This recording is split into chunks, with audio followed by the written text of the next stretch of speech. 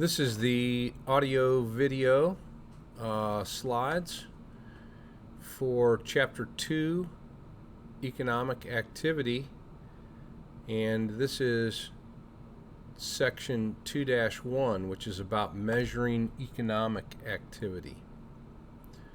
In this chapter, we're discussing and trying to understand economics, basically, and how we measure economics, how those things change and how they affect our lives, and then some other ways that we measure business activities.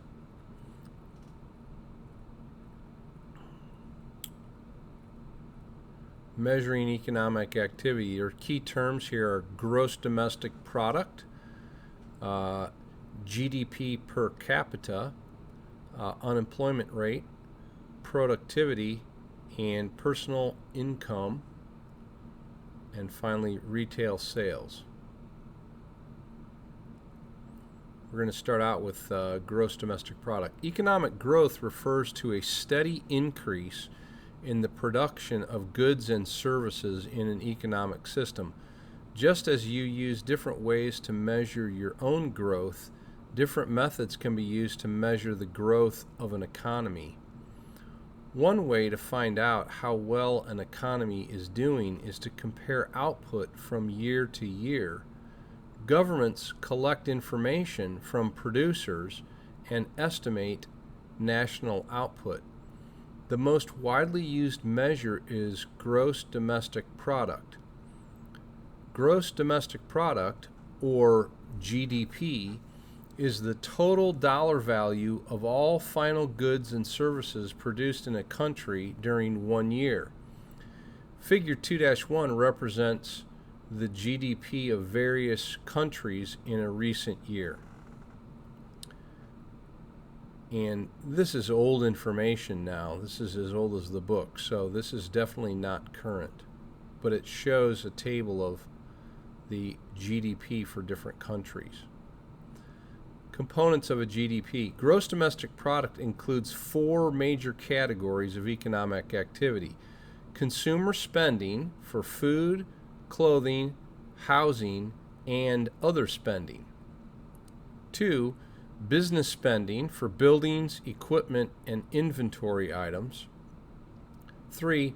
Government spending to pay employees and to buy supplies and other goods and services.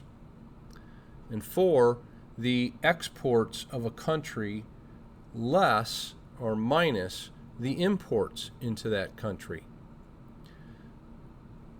Some goods and services are not included. For example, GDP does not include the value of the work you do for yourself, such as cutting your own lawn or building a picnic table for your yard. If you buy the lawn service or the picnic table from a business, they would be included. Only final goods, such as cars, are counted when you measure GDP. Intermediate goods used in manufacturing, such as steel and fabrics, are not included.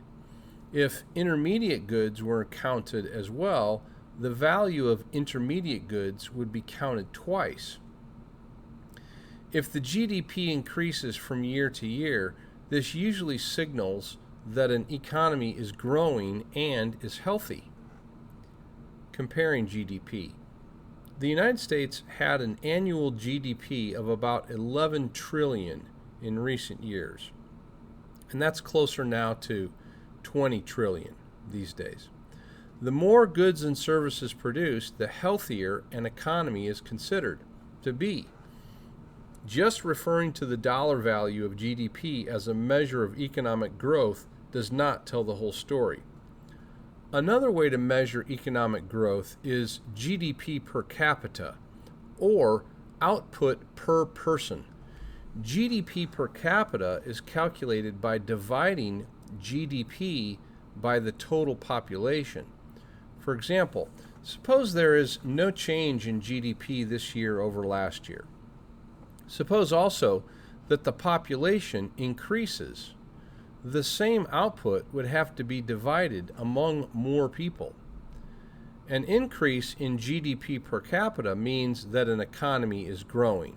A decrease may mean that an economy is having trouble. So once again, GDP per capita is taking the total of the goods and services inside of a country that it produces and dividing by its population. That's GDP per capita. Labor activities. The workers of a country contribute to the economy in several ways. First, their labor activities create needed goods and services. In addition, the wages they receive are spent to create demand for various items. Unemployment. Today, more than 130 million people work in the United States. These members of the labor force are employed in thousands of different jobs. They produce thousands of different products and services. The labor force consists of all people above age 16 who are actively working or seeking work. Students, retired people, and others who cannot or do not wish to work are not part of the labor force. One economic statistic of concern is the unemployment rate. The unemployment rate is the portion of people in the labor force who are not working. People are considered to be unemployed if they are looking for work and willing to work, but unable to find a job. Unemployment rates vary from year to year and in different areas of the country. The main cause of unemployment is reduced demands for the goods and services being produced by various workers. If fewer people travel by bus, for example, bus companies will need fewer workers. Productivity. A vital source of economic growth is an increase in output per worker.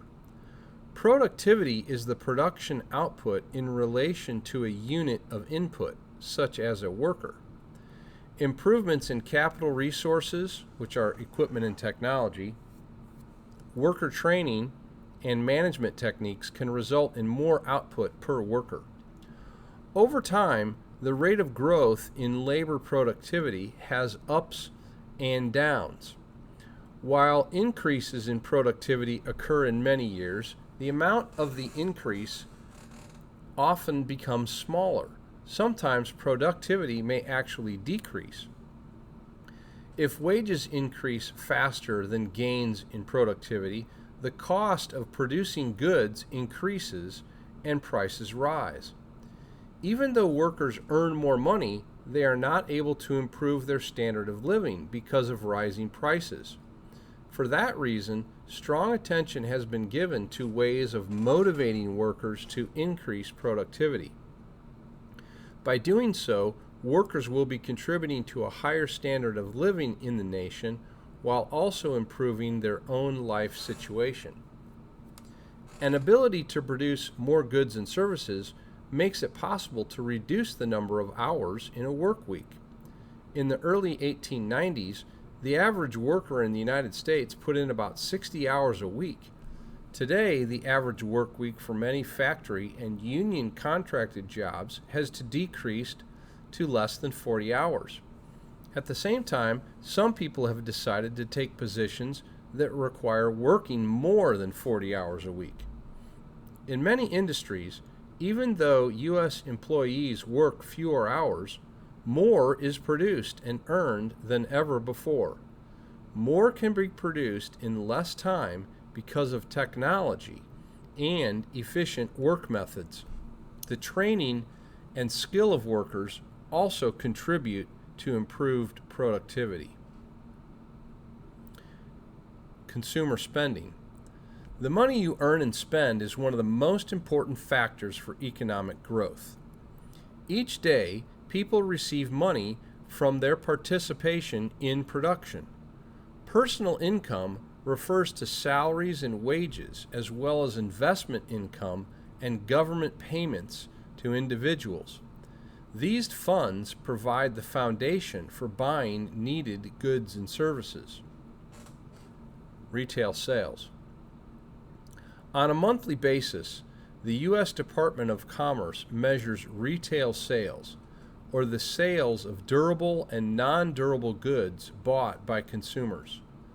These retail sales are an indication of general consumer spending patterns in the economy. Increasing retail sales usually points toward economic growth. The main items measured for estimating retail sales include automobiles, building materials, furniture, gasoline, and clothing, as well as purchases from restaurants, department stores, food stores, and drug stores. That's the end of Chapter 2, Section 1.